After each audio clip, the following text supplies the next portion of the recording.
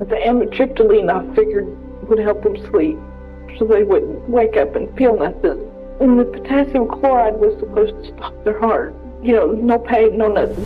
2 de mayo del año 2000. Warner, Arkansas. Dentro de la cámara de ejecución de la unidad Cummings, una mujer de 28 años está sujeta a una camilla. No llora, no tiembla, no suplica por su vida, está tranquila, casi en paz. Y hay algo que vuelve este momento distinto a casi cualquier ejecución en la historia de Estados Unidos. Ella pidió esto, peleó por esto, renunció a cada apelación, una por una, hasta que ya no quedó nada entre ella y la muerte. Su nombre era Christina Marie Riggs, y sus últimas palabras no fueron una súplica, no fueron una disculpa dirigida al Estado. Fueron 4 palabras dedicadas a alguien completamente distinto, que Christina hizo para terminar en esa camilla. ¿Y por qué parecía tan dispuesta a morir? Resulta casi imposible de creer. Bienvenidos de nuevo al canal. Si eres nuevo aquí, suscríbete y acompáñanos, porque esta historia apenas comienza. Pero antes de llegar a lo que ocurrió dentro de aquel apartamento, hay que entender quiénes estaban ahí. 2 niños, 2 vidas inocentes. El primero era Justin Dalton Thomas. Nació en junio de 1992 y tenía 5 años cuando murió. Era inquieto, ruidoso, lleno de energía. Había sido diagnosticado con TDA, y quienes lo rodeaban se encargaban de recordarlo constantemente. La guardería llamaba seguido a su madre. Algunos familiares decían que era agotador. Para cualquiera que mirara más de cerca, Justin era simplemente un niño pequeño con demasiada energía y muy poca paciencia por parte de los adultos que tenía alrededor. La segunda era Shelby Alexis Riggs. Nacida en diciembre de 1994, acababa de cumplir 2 años. Apenas comenzaba a hablar. Demasiado pequeña para entender el mundo más allá de los brazos de su madre. 2 padres distintos. 2 niños que nunca pidieron nada de esto. Padre de Justin desapareció incluso antes de que él naciera. El de Shelby era John Riggs, ex esposo separado de Christina, que ya no vivía con la familia. La rutina diaria era sencilla. Durante el día, los niños quedaban al cuidado de su abuela Carol, la madre de Christina, que vivía cerca, en Sherwood, Arkansas. Carol adoraba a esos niños. Los cuidaba mientras Christina cumplía largos turnos en el hospital. Cada noche, Christina pasaba por ellos. Carol los amaba profundamente, y la tarde del 4 de noviembre de 1997 tuvo una sensación que no pudo explicar. Algo no estaba bien. Le preguntó a Christina si todo estaba en orden. Tina respondió que sí. Le pagó el dinero que le debía y se marchó con los niños. Fueron los últimos momentos normales que esos 2 pequeños tendrían en su vida. Aquella noche se fueron a dormir creyendo que estaban completamente seguros. Lo que ocurrió después de apagar las luces conmocionaría a todo un país. Entonces, ¿quién era realmente Christina Marie Riggs? Para sus compañeros de trabajo, era una de las buenas. Nació el 2 de septiembre de 1971 en Lawton, Oklahoma, y creció en Oklahoma City. Se formó como enfermera práctica, licenciada y construyó una carrera estable. Atención domiciliaria, un hospital de veteranos y más tarde, Baptist Hospital en Sherwood, Arkansas. Sus compañeros la describían como confiable, profesional y genuinamente dedicada a sus pacientes. Pero detrás de esa imagen había una vida que llevaba años derrumbándose en silencio. Más adelante, Christina les contó a los investigadores que había sufrido abuso sexual por parte de un familiar durante su infancia. A los 14 años ya consumía alcohol, tabaco y marihuana. A los 16 quedó embarazada y dio al bebé en adopción, algo de lo que casi nunca volvió a hablar. Con el tiempo siguió adelante. Terminó sus estudios, consolidó su carrera y en 1993 se casó con un hombre llamado John Riggs. Tuvieron a Shelby en diciembre de 1994, pero el matrimonio no duró. Christina aseguró que John había golpeado a Justin en el estómago, y para ella, eso fue el final. Se marchó y quedó sola al cuidado de los dos niños. Después del divorcio, todo se volvió más difícil. Trabajaba turnos largos, criaba sola a 2 hijos, lidiaba con problemas económicos y cada vez estaba más aislada. Registros médicos confirmaron que sufría depresión severa. También cargaba con el trauma de haber trabajado cerca de la zona del atentado de Oklahoma City, y estaban las acusaciones. Según algunos testimonios, dejaba a los niños encerrados en su habitación por las noches mientras salía a bares de karaoke. Para el hospital, seguía siendo una de sus mejores enfermeras. Pero años después, los expedientes judiciales mostrarían a una mujer que ya había comenzado a planear algo que nadie a su alrededor habría podido imaginar. Tras el divorcio, Cristina quedó completamente sola. Trabajaba extensos turnos en Arkansas Heart Hospital, llegaba exhausta a casa y al día siguiente repetía todo de nuevo. Sin coparentalidad, sin apoyo económico constante. Una sola persona sosteniendo todo el peso. Dinero apenas alcanzaba. Tenía 2 hijos de padres distintos, y ninguno estaba realmente presente ni aportaba de forma estable. Las cuentas se acumulaban. La presión aumentaba semana tras semana. Y luego estaba Justin. Su edad complicaba la vida diaria. La guardería llamaba constantemente. Los familiares que ayudaban a cuidarlo admitían abiertamente que era agotador. Incluso Carol, su propia madre, terminaba exhausta al final del día. Cristina escuchaba todo eso, y según los investigadores, esas voces comenzaron a moldear su manera de pensar. Más tarde les dijo directamente, en mi mente, nadie los quería. Ese pensamiento, desesperado, distorsionado y profundamente inquietante, no apareció de un día para otro. Su depresión llevaba meses empeorando. Varios profesionales de salud mental lo confirmarían después. Estaba luchando emocionalmente de formas que quienes la rodeaban no vieron o no supieron enfrentar. Y además tenía acceso a algo que la mayoría de la gente no tiene. Como enfermera en Arkansas Heart Hospital, Cristina podía obtener sustancias controladas, cloruro de potasio y morfina. Los registros judiciales indican que comenzó a sacar esos medicamentos del hospital. También compró amitriptilina, un potente antidepresivo, en una farmacia local. Y según los documentos del caso, el plan ya llevaba tiempo tomando forma. 4 de noviembre de 1997, Cristina se presentó a lo que sería su último turno en Arkansas Heart Hospital. Aquella noche, salió del hospital con los bolsillos llenos. Ninguno de sus compañeros notó algo extraño. La decisión ya estaba tomada mucho antes de cruzar esa puerta. Lo que llevaba consigo no estaba destinado a ningún paciente. No hubo cómplices en este caso. Nadie más participó, ninguna llamada secreta, ninguna ayuda externa. Solo estaba Cristina, sola, con un plan construido por completo dentro de su propia mente. Y según los registros judiciales, ese plan tenía 3 etapas claras. Primero, sedar a los niños para que no sintieran nada. Segundo, inyectar cloruro de potasio para detener sus corazones. Pero, quitarse la vida inmediatamente después. Ella creía que sería pacífico. Creía que su conocimiento médico haría todo rápido, limpio, sin dolor. Era enfermera. Sabía lo que esos medicamentos podían hacerle al cuerpo humano. Así obtuvo lo necesario. La amitriptilina, un potente antidepresivo, la consiguió mediante su propia receta médica en una farmacia local.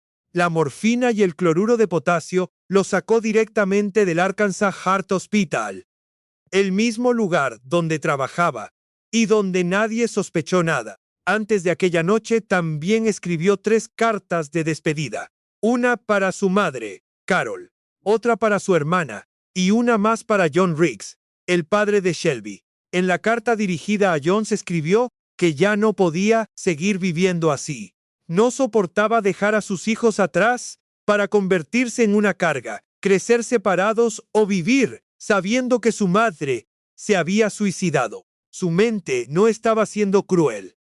Creía que los estaba protegiendo. Pero lo que ocurrió dentro de ese apartamento fue mucho más aterrador que cualquier cosa que hubiera imaginado. 4 de noviembre de 1997. La noche en que todo terminó. Al final de la tarde, Cristina terminó su turno y condujo directo a la casa de su madre para recoger a los niños. Carol los tenía listos, como siempre. Pero algo se sentía distinto. Carol miró a su hija y lo percibió de inmediato. Algo no encajaba. Le preguntó si estaba bien. Cristina respondió que sí. Entregó el dinero que le debía, reunió a Justin y a Shelby y salió por la puerta. Carol los vio marcharse. La sensación no desapareció. Más tarde, ya en el apartamento de Sherwood, Cristina siguió la rutina de una noche cualquiera. Dio de cenar, jugó con ellos. Tuvo cariñosa, atenta, incluso más de lo habitual, según su propio relato. Los acostó. Besó sus frentes. Les acomodó las mantas hasta el cuello. Justin y Shelby no tenían idea de lo que su madre estaba pensando. Para ellos, era simplemente otra noche. Alrededor de las 10, Cristina le dijo a Justin que podía comer dulces como recompensa. Tenía 5 años. Claro que aceptó. Lo que él no sabía, lo que ninguno de los dos sabía, era que el líquido que consumieron contenía dosis letales de amitriptilina. Cristina había disuelto el medicamento y se lo administró a ambos niños. Después se sentó a esperar. Esperó a que hiciera efecto.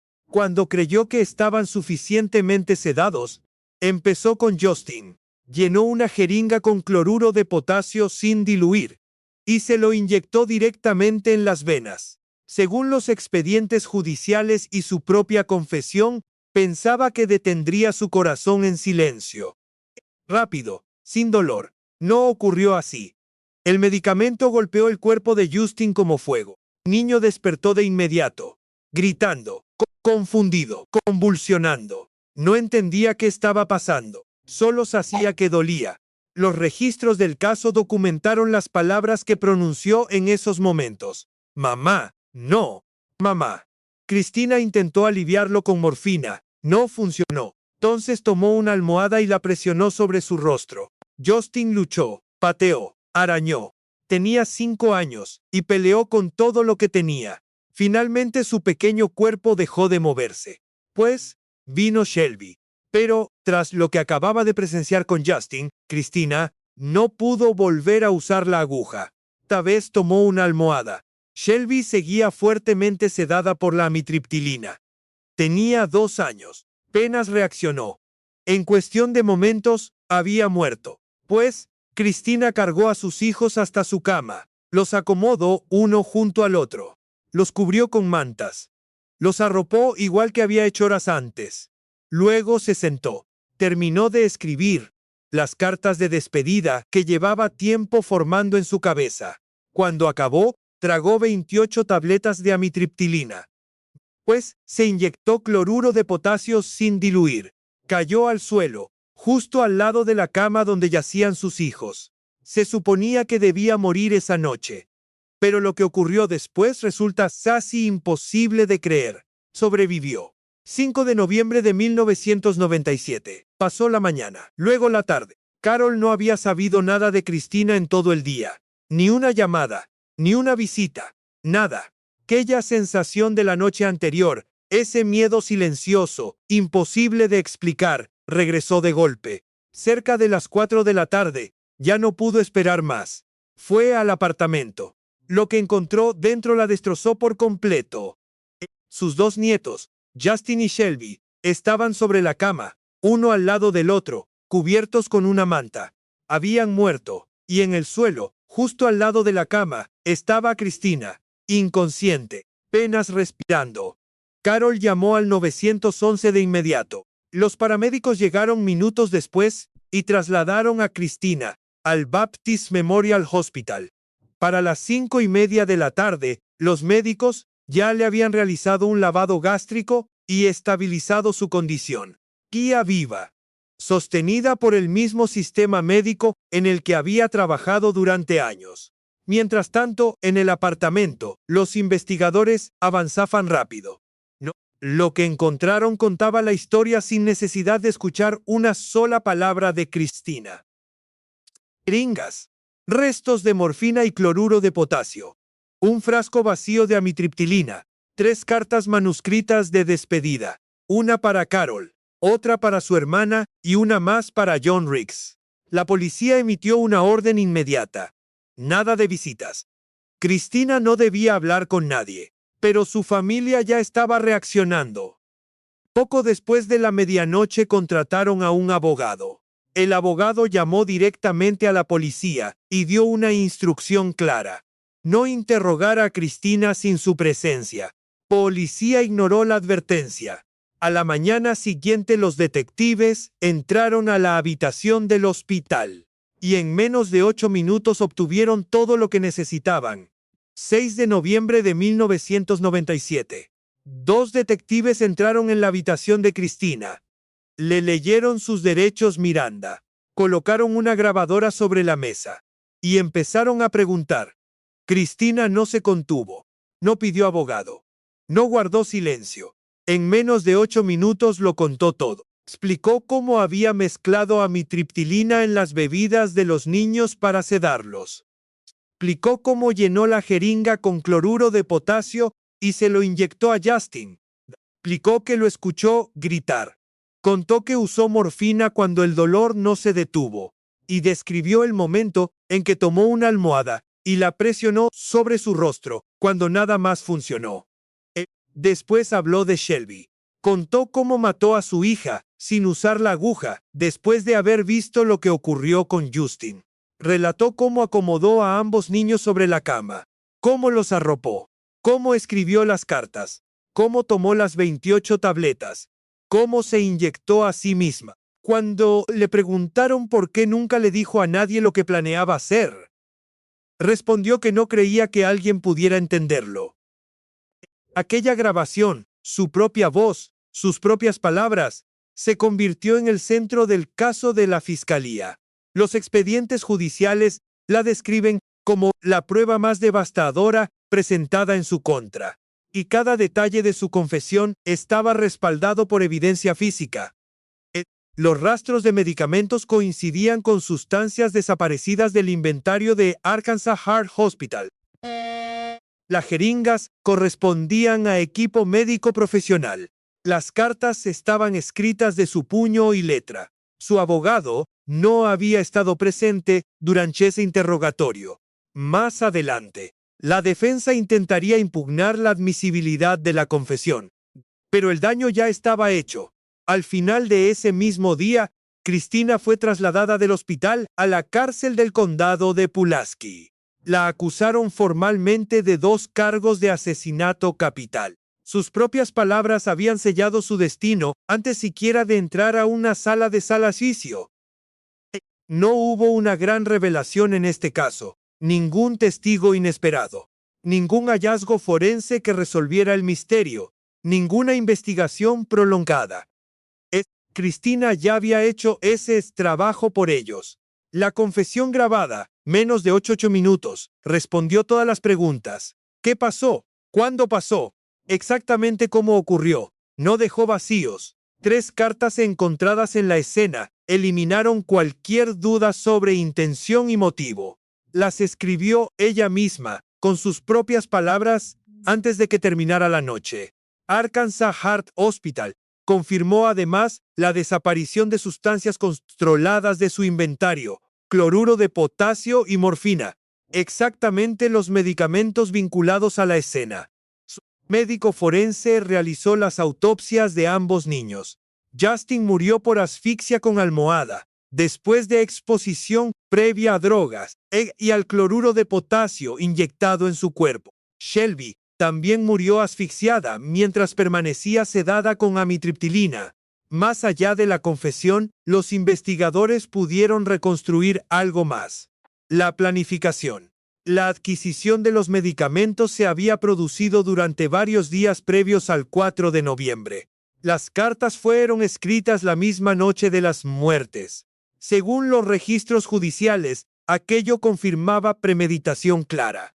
La defensa intentó excluir la confesión grabada, alegando que su abogado no estuvo presente durante el interrogatorio.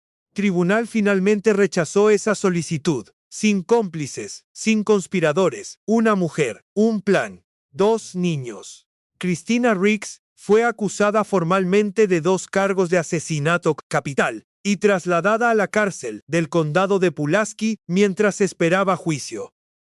Y cuando finalmente compareció ante un juez, hizo algo que dejó a todos en aquella sala completamente desconcertados.